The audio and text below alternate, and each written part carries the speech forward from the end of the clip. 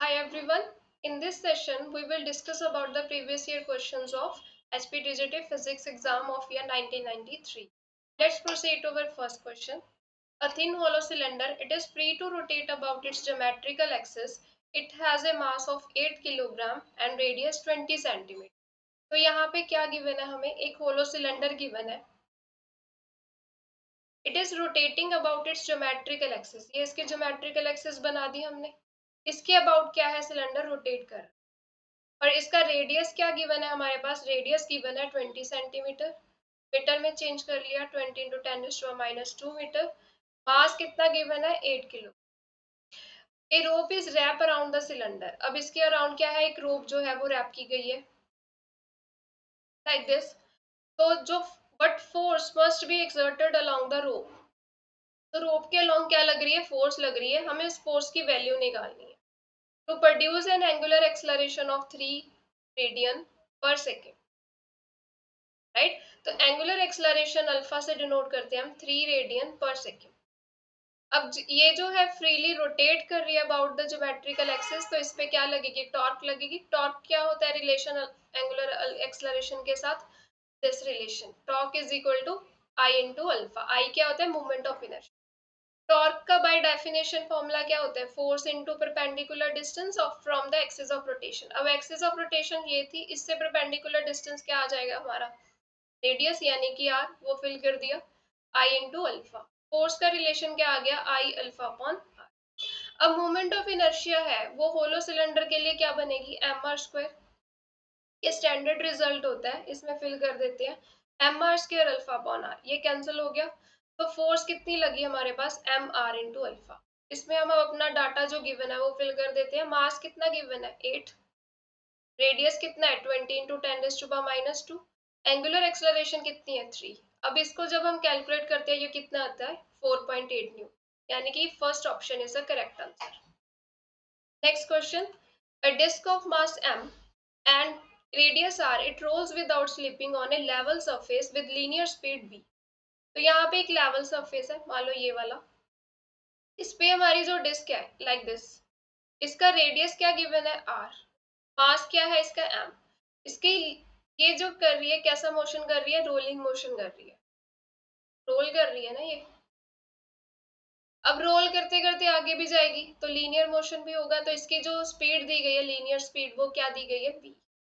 What is it's kinetic energy. हमें kinetic energy find करनी है. अब देखो यहाँ पे टू टाइप्स ऑफ मोशन तो हो ही रहे हैं. एक तो रोलिंग मोशन हो रहा है और एक हो रहा है हमारे पास लीनियर मोशन.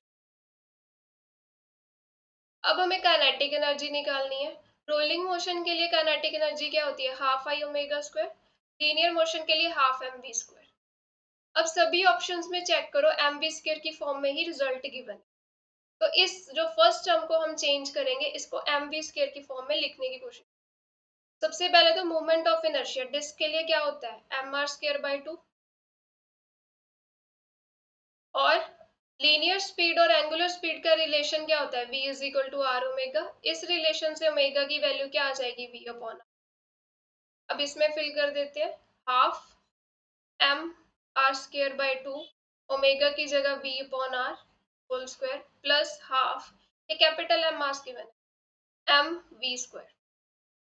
तो ये आर स्क्वायर कैंसिल हो जाएगा इसके साथ. ये यहाँ पे फर्स्ट टर्म क्या बन गई M V square by 4 plus M V square upon 2. इसका जब हमने एलसीएम लिया हमारे पास क्या आ जाएगा 3/4 एम वी स्क्वायर. यानी कि ये करेक्ट ऑप्शन आएगा आपका 0.75 M V square. That is B. Next question. A metal ring rolls without the loss of energy down a 30 degree incline. अब क्या एक मेटल रिंग है वो रोल कर रही है. इंक्लिनेशन मतलब इंक्लाइन प्लेन गिवन है आपको यहाँ पे. इसकी इंक्लिनेशन कितनी है 30 डिग्री. यहाँ पे एक मेटल रिंग है वो यहाँ पे ऐसे रोल करते हुए नीचे आ रही है. हमें क्या निकालना है लीनियर एक्सलरेशन. इसमें हम हमारा फॉर्मूला याद रखेंगे लीनियर एक्सलरेशन का g sin theta over 1 plus I divided by M R square. ये डायरेक्ट रिजल्ट हम यहाँ पे यूज करें. ये क्या होता है लीनियर एक्सलरेशन का फॉर्मूला है ये for rolling motion of a body. इसमें अब हम वैल्यूज फिल कर देते हैं। एक्सलरेशन जी थीटा कितना गिवन है 30 डिग्री, साइन 30 हो गया, 1 प्लस रिंग है, रिंग का मोमेंट ऑफ इनर्शिया क्या आता है हमारे पास एम आर स्क्वायर, वो फिल कर देते हैं, M R square upon M R square, ये कैंसिल हो गया, ये क्या बना जी साइन 30 अपॉन 2। अब साइन 30 भी क्या होता है 1/2, तो g/4 हमारी एक्सलरेशन आ गई।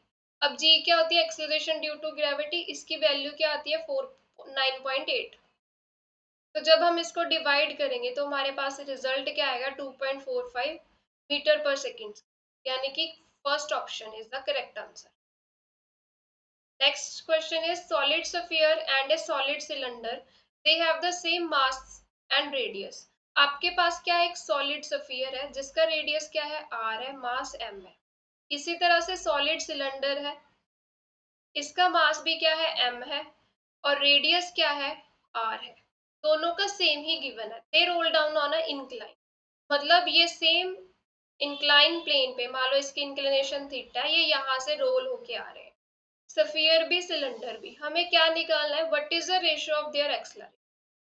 अब एक्सलरेशन जो हम रोलिंग मोशन के लिए निकालते हैं वो कैसे निकालते हैं, रिजल्ट क्या है g sine theta divided by 1 plus I M R square. ठीक है, हमें रेशियो निकालनी है तो निकाल लेते हैं। पहले स्फीयर की एक्सलरेशन, फिर सिलेंडर की एक्सलरेशन, दोनों का डिवाइड कर देते हैं। अब देखो दोनों सेम इंक्लाइन प्लेन से रोल कर रहे हैं तो ये थीटा की वैल्यू तो दोनों में सेम ही आएगी, यानी कि g sine theta divided by 1 plus ये यहाँ पे स्फीयर का moment of inertia divided by M R square. फिर सिलेंडर के लिए एक्सलरेशन का formula g sine theta 1 plus moment of inertia cylinder का फिल होगा divided by M R square. ये टर्म कैंसिल हो गई यहाँ से। अब हमें मोमेंट ऑफ इनर्शिया चाहिए स्फीयर के लिए, सॉलिड स्फीयर के लिए मोमेंट ऑफ इनर्शिया क्या होता है 2/5 एम आर स्क्वायर। और सॉलिड सिलेंडर के लिए देखना चाहेंगे हम तो वो कितना होता है हमारे पास, जो डिस्क का होता है, क्योंकि डिस्क को कंबाइन करने से सॉलिड सिलेंडर बनेगा, that is M R square upon.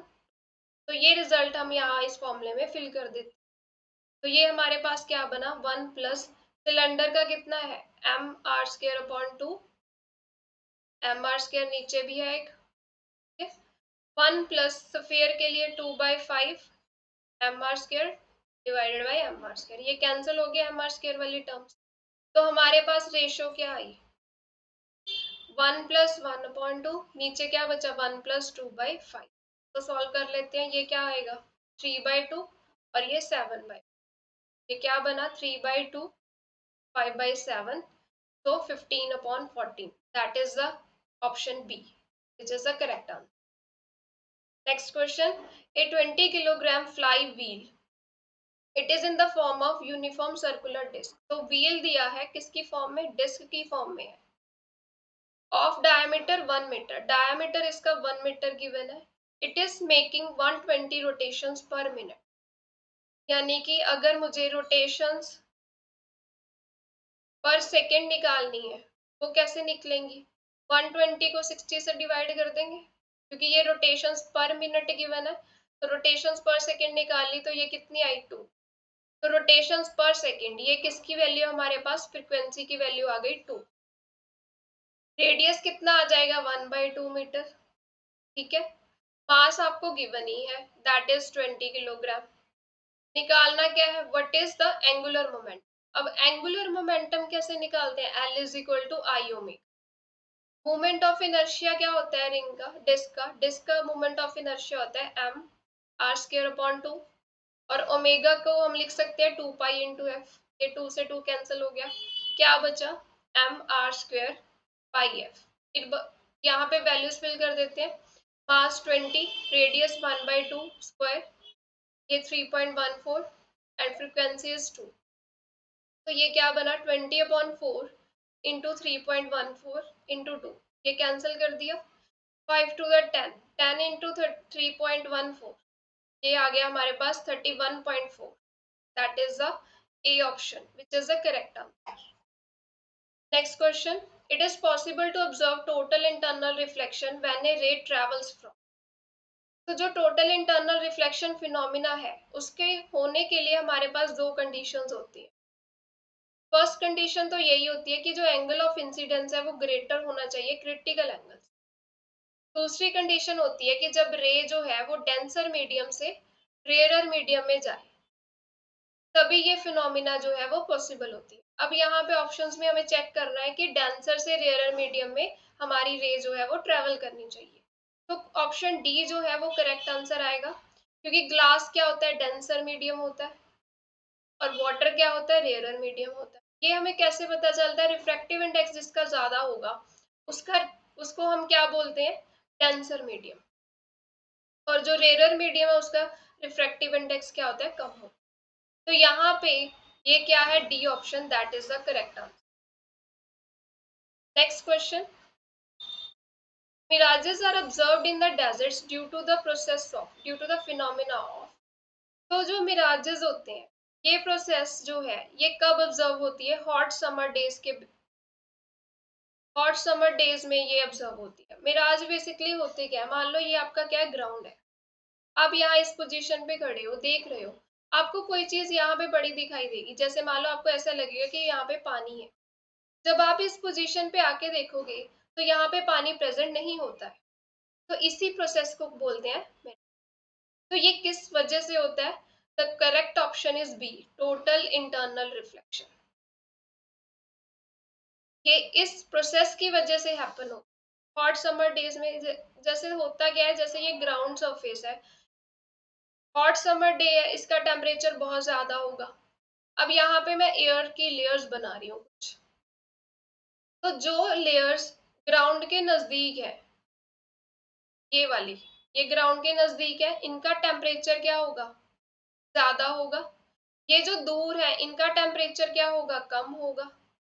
अब जब टेम्परेचर ज्यादा होगा तो रिफ्रैक्टिव इंडेक्स क्या होगा, कम होगा। ये वेरिएशन होती है टेम्परेचर और रिफ्रैक्टिव इंडेक्स कि अगर टेम्परेचर ज्यादा है तो रिफ्रैक्टिव इंडेक्स की वैल्यू क्या आएगी, कम आएगी।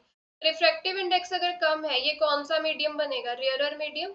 तो ये जो नीचे वाली लेयर्स है, ये रेयरर मीडियम की तरह एक्ट करेंगी, और ऊपर वाली, इनका रिफ्रैक्टिव इंडेक्स क्या आ जाएगा, ज्यादा आ जाएगा, क्योंकि टेम्परेचर यहाँ पे कम है, तो ये डेंसर मीडियम की तरह काम कर। तो ऐसे हो क्या रहा है कि डेंसर से रेयरर मीडियम में रे जो है वो एंटर कर रही है। मान लो ये ऑब्जेक्ट है, ये रे ऐसे जाती जाती इंसिडेंट डेंसर से रेयरर से जा रही है, डेंसर टू रेयरर मीडियम, ठीक है। यहाँ पे भी, यहाँ पे भी एक एंगल ऐसा आएगा, यहाँ पे मान लो कि जब ए पॉइंट पे क्या हो रहा है, क्रिटिकल एंगल से बड़ा एंगल ऑफ इंसिडेंस आ गया, तो ये क्या होगी, लाइट टोटली रिफ्लेक्ट होके वापस इसी मीडियम में चली जाए, और आपको क्या लगेगा कि ये लाइट रे कहाँ से आ रही है, यहाँ इस पोजीशन बी पोजीशन से लाइट रेज आ रही है, आपको ऐसा लगेगा, ठीक है। बट एक्चुअल में यहाँ पे तो कुछ भी नहीं है, क्योंकि ये क्या है, ये इसकी इमेज बन रही है इस ऑब्जेक्ट की। तो ये फिनोमिना क्या होता है, मिराज होता है। ये किसकी वजह से होता है, टोटल इंटरनल रिफ्लेक्शन की वजह। तो नेक्स्ट क्वेश्चन देखते हैं आप। Fingerprints on a paper are identified by sprinkling fluorescent powder on it and observing it under।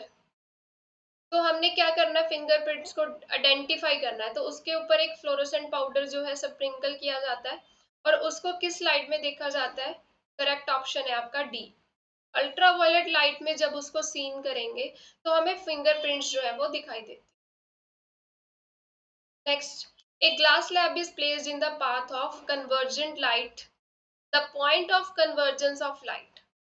अब यहाँ पे बिहेवियर बताना है कि पॉइंट ऑफ कन्वर्जेंस वो कहाँ पे होगा, moves towards the glass slab, moves away from glass slab, या फिर सेम पॉइंट पे होगा, अंडरगोज ए लेटरल शिफ्ट। तो अभी देखते हैं ये कैसे करना है। जैसे मान लो ये आपकी ग्लास स्लैब है, ठीक है, ये रे ऐसे गई, इंसिडेंट रे, ये नॉर्मल ड्रॉ कर दिया, ये क्या है, रेयरर मीडियम है, ये डेंसर मीडियम। रेयर से डेंसर जाते हैं तो it bends towards a normal, तो ये कुछ ऐसे बेंड हो जाएगी। यहाँ से जाके ये यहाँ पे फिर से इसकी क्या होगी, रिफ्लेक्शन होगी, ठीक है।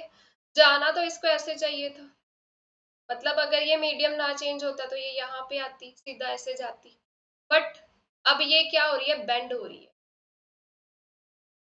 ये नॉर्मल ड्रॉ कर दिया, it bends away from normal, क्योंकि अब ये डेंसर से रेयर जा रही है। ठीक है, इसी तरह से इस यहाँ पे एक रे ले लेते हैं, इंसिडेंट करवा दी, ये हमारा नॉर्मल हो गया। अब रेयरर से denser it bends towards a normal. अगर ये मीडियम चेंज ना होता तो ये रे ऐसे जाती, एक्चुअल पाथ इसका ये होता, और ये यहाँ पे दोनों मीट, ठीक है, एक्चुअल पाथ पे।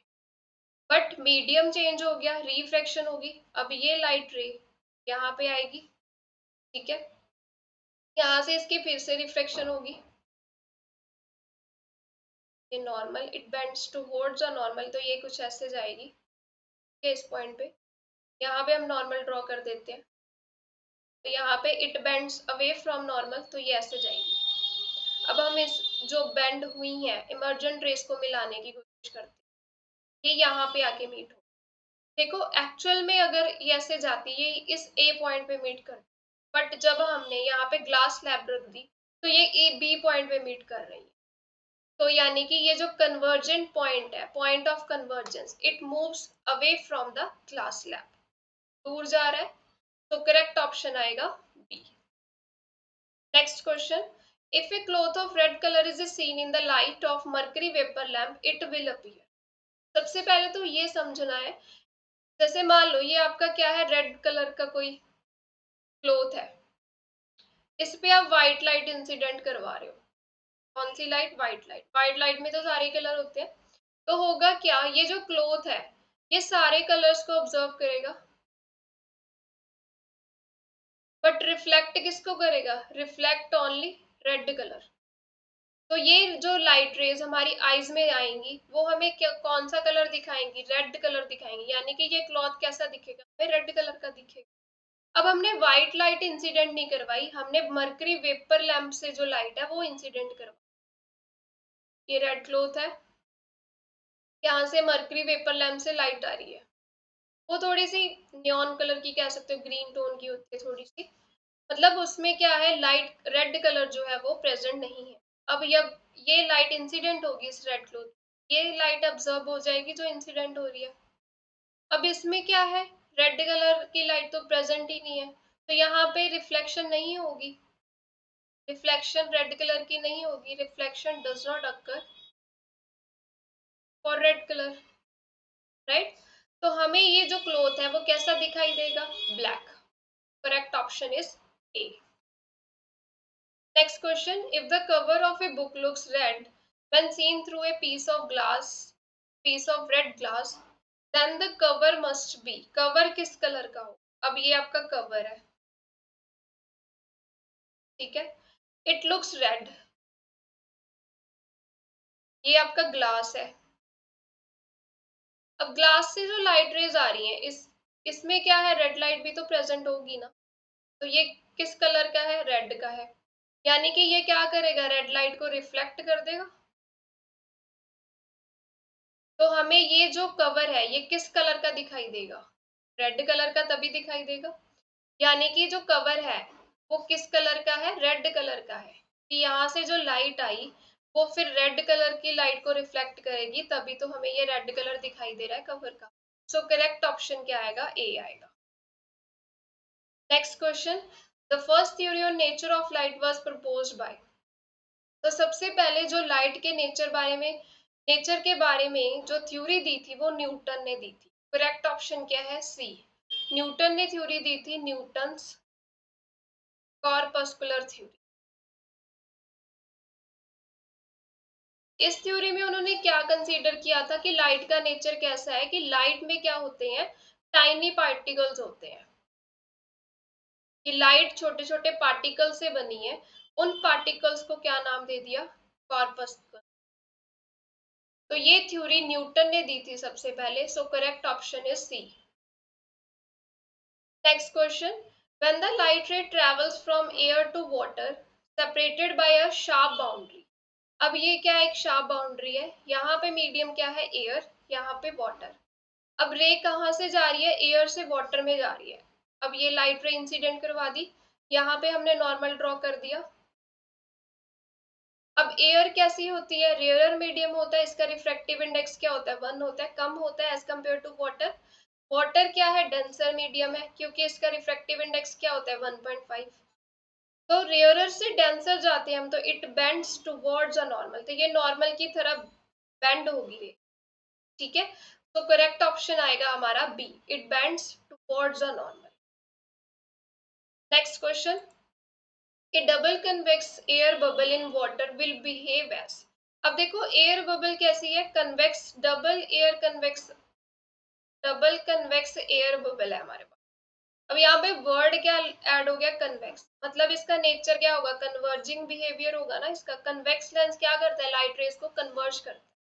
अब ये जो एयर बबल है ये कहाँ पे बढ़ी है, वाटर में बढ़ी है। मान लो ये वाटर है, ये यहाँ पे एयर बबल पड़ा है। एयर का रिफ्रैक्टिव इंडेक्स क्या होता है, 1 होता है, यानी कि ये जो एयर बबल है ये, इसका रिफ्रैक्टिव इंडेक्स क्या आ गया, 1। बाहर मीडियम क्या है, वाटर, इसका रिफ्रैक्टिव इंडेक्स क्या है, 1। तो जब भी मीडियम का रिफ्रैक्टिव इंडेक्स ज्यादा हो जाए लेंस से, इस कंडीशन में क्या होता है, जो नेचर होता है लेंस का वो चेंज हो जाता है, नेचर ऑफ लेंस चेंजेस, ठीक है। अब ये जो एयर बबल थी इसका नेचर कैसा था, कन्वेक्स थी ना, ये लिखा हुआ है क्वेश्चन में, ये डबल कन्वेक्स एयर बबल है, यानी कि ये कन्वर्जिंग बिहेवियर शो कर रही थी। बट मीडियम का रिफ्रैक्टिव इंडेक्स ज्यादा हो गया, अब हमने इसको पानी में रख दिया, तो ये कैसा बिहेव करेगी, अब डाइवर्जिंग लेंस की तरह बिहेव करेगी, क्योंकि नेचर चेंज हो जाता है जब ये कंडीशन सेटिस्फाई हो जाए। मीडियम का रिफ्रैक्टिव इंडेक्स अगर ज्यादा आए, तो ऑप्शन बी जो है वो correct answer. Next question, a converging lens is that which, converging lens का काम क्या होता है, जैसे जो कन्वेक्स लेंस है वो हमारा कन्वर्जिंग लेंस, ये इसकी प्रिंसिपल एक्सिस होगी। लाइट रे हम इंसिडेंट करवा रहे हैं, ठीक है। अब ये लाइट रेस को क्या करेगा, कन्वर्ज करेगा, कन्वर्ज मतलब ये कलेक्ट करता है उनको एक पॉइंट पे, ऐसे, ठीक है। तो ऑप्शन ए जो है वो करेक्ट आंसर है। Next, virtual image larger than the object is produced by, virtual image जो है, पहले तो वो क्या होती है, virtual image कब बनती है, जहां पे रिफ्लेक्टेड रेस एक्चुअली मीट नहीं करती,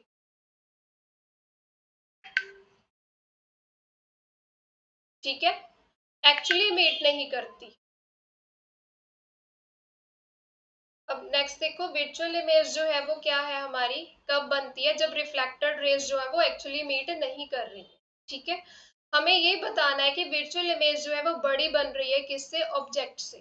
किसके केस में आएगी, तो करेक्ट ऑप्शन है हमारा कनकेव मिरर, क्योंकि प्लेन मिरर जो होता है वो वर्चुअल इमेज बनाता है, वो सेम साइज की बनाता है, जितना ऑब्जेक्ट का साइज होगा। प्लेन मिरर में हमारी जो है वो सेम साइज की ही बनती है इमेज, जो वर्चुअल इमेज बनती है। कनकेव मिरर में बड़ी बनती है, कन्वेक्स मिरर और कनकेव लेंस में स्मॉल साइज की इमेज बनती है। सो जो करेक्ट ऑप्शन आएगा वो हमारे पास बी ऑप्शन है।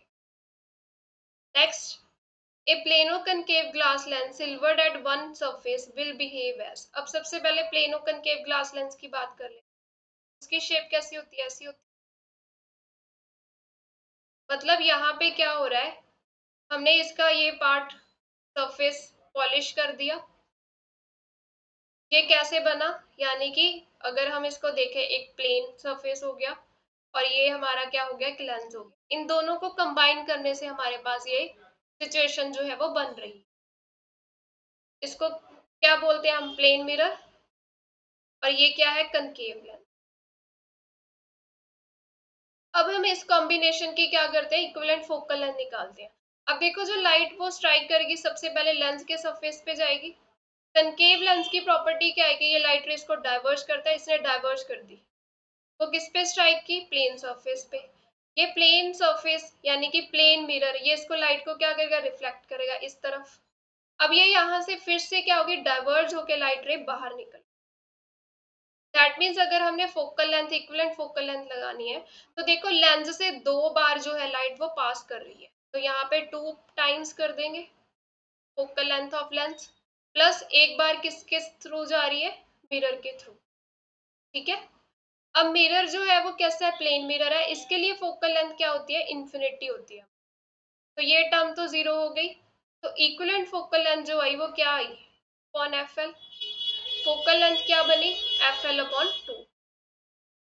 अब देखो यहाँ पे जो है फोकल लेंथ, कैसा रिजल्ट मिलेगा, पॉजिटिव फोकल लेंथ मिलेगी ना। तो पॉजिटिव फोकल लेंथ किसकी होती है, कनकेव मिरर, कन्वेक्स मिरर की। तो करेक्ट ऑप्शन आएगा हमारे पास B.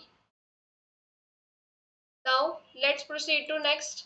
When the white light passes through the glass prism, one get the spectrum on the other side in the prism. ये हमको पता है कि जो प्रिज्म है उसमें क्या होती है, डिस्पर्शन होती है। हमने व्हाइट लाइट इंसिडेंट की तो ये यहाँ पे क्या हो रही है, ऐसे स्प्लिट हो रही है, स्पेक्ट्रम मिल रहा है हमें। कैसा मिलता है ये, VIBGYOR। और इसका ऑर्डर कैसा है, इंक्रीजिंग वेवलेंथ का, ऐसे ही होता है। हमसे पूछा है कि जो रे है वो सबसे कम जो डेविएट होगी वो कौन सी होगी, विच डेविएट लीस्ट। अब ये वेरिएशन याद रखनी है कि angle of deviation inversely very करता है वेवलेंथ के साथ। हमें क्या चाहिए, जो कम डेविएट हो रहा है, यानी कि एंगल ऑफ डेविएशन क्या होगा, मिनिमम होगा, लेस होगा। वो कब होगा, जब वेवलेंथ क्या होगी, मैक्सिमम। तो यहाँ पे मैक्सिमम वेवलेंथ देखो इसमें से किसकी है, रेड की है। तो red, C option is a correct answer, क्योंकि मैक्सिमम वेवलेंथ है तो वो डेविएट क्या होगी, कम होगी। तो correct option is C. Next question, the colour of star is an indication of. जो भी स्टार का कलर हमें दिखाई देता है वो किसकी वजह से दिखाई देता है, उसके सरफेस टेम्परेचर की वजह। तो सरफेस टेम्परेचर की वजह से ही उसका कलर होता है। तो करेक्ट ऑप्शन हमारे पास आएगा C. Next, a red flower kept in the green light, कैसा दिखेगा वो। जैसे मान लो ये इस यहाँ पे आपका पड़ा है रेड फ्लावर, आप उस पर ग्रीन लाइट इंसिडेंट कर रहे हो।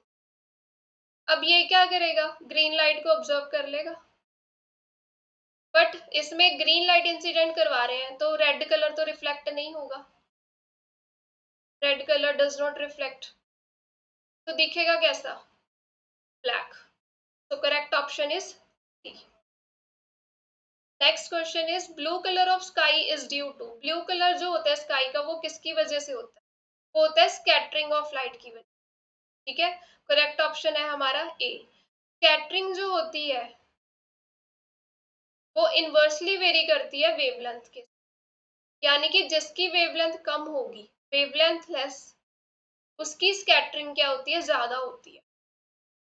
अब जो ब्लू कलर है उसकी वेवलेंथ कम होती है और उसकी स्कैटरिंग हमें क्या दिखती है, ज्यादा दिखती है, वो ज्यादा दूर तक स्कैटर होता है ब्लू कलर। तो दैट्स व्हाई जो स्काई है वो हमें ब्लू कलर की दिखाई देती है। A piece of red glass when heated in dark will appear as. अब देखो आपके पास क्या है, ग्लास है, रेड ग्लास, आपने इसको हीट किया। हीट करने का मतलब क्या है, टेम्परेचर इंक्रीज कर दिया। अब टेम्परेचर इसका इंक्रीज हो गया है तो ये क्या करेगा, रेडिएट करेगा ना एनर्जी, इसके पास एक्स्ट्रा एनर्जी आ गई, तो ये रेडिएट करेगा एनर्जी या वेवलेंथ। और उस एनर्जी की वेवलेंथ क्या होगी, किस रेंज में हमारे पास आएगी, विजिबल रेंज में। ये जो रेडिएशन इमिट करेगा उसकी वेवलेंथ कैसी होगी, विजिबल रेंज में लाई करेगी। अब ये रेड ग्लास है तो इसका कॉम्प्लीमेंट्री कलर क्या होता है, ग्रीन। तो ये कैसी वेवलेंथ इमिट करेगा, ग्रीन कलर। तो correct option is C. Next question, if the coloured glasses are crushed into a fine powder, the powder will appear as. आपने क्या किया, एक ग्लास था, कलर्ड ग्लास था, उसको क्या किया, पाउडर बना दिया। अब ये कैसा दिखेगा, ये आपको व्हाइट दिखेगा, क्यों, because it reflects all the colours, ये सभी कलर्स को रिफ्लेक्ट करेगा। अब सभी कलर्स को अगर रिफ्लेक्ट कर रहा है तो सभी कलर्स किस में होते हैं, व्हाइट कलर में ही होते हैं। तो option is B. emission of light stops as the incident light is cut off। तो ये किस प्रोसेस में होता है, फोस्फोरेसेंस, फ्लोरोसेंस, ल्यूमिनेसेंस और एफ्लोरेसेंस। तो करेक्ट ऑप्शन आएगा हमारे पास बी, फ्लोरोसेंस। फ्लोरोसेंस वो प्रोसेस है, अगर आप इंसिडेंट लाइट को कट ऑफ कर दो तो जो लाइट है वो एमिट नहीं होगी, एमिशन ऑफ लाइट भी जो है वो स्टॉप हो जाए। Next, the spectrum emitted by incandescent solid is, इसका जो स्पेक्ट्रम होता है वो कैसा होता है? Continuous, discrete line, discrete band, spectrum similar to Fraunhofer. तो करेक्ट ऑप्शन आएगा कंटिन्यूस स्पेक्ट्रम। इसमें जब हम इसको हीट करते हैं तो ये क्या होगा, गर्म होगा, इसका टेम्परेचर इंक्रीज होने लग जाएगा, तो इससे हमें जो स्पेक्ट्रम मिलेगा, एमिशन स्पेक्ट्रम, वो कैसा होता है? Continuous spectrum. So all the concepts that we have used here to solve the questions, you can read the concepts from the book, that is Fundamental of Physics book, written by Halliday Walker. This book is very good. It contains the concepts in a detail. The practice questions also are of this level that are asked in the questions. Thank you.